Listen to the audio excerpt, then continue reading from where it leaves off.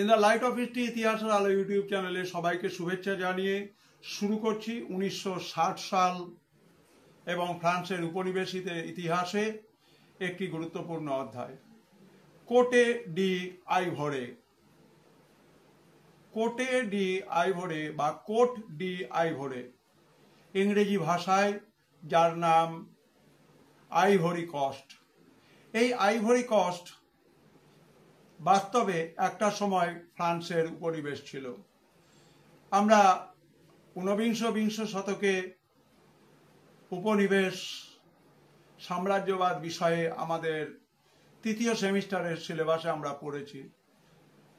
আমরা জানব ফ্রান্সের উপনিবেশের হাত থেকে কোট ডি আইভরে বা আইভরি কোস্ট 1960 সালে 7ই আগস্ট তারিখে মুক্তি লাভ করে স্বাধীনতা প্রাপ্ত দেশ হিসেবে আন্তর্জাতিক রাজনীতিতে তার শুভ পদার্পণ ঘটে।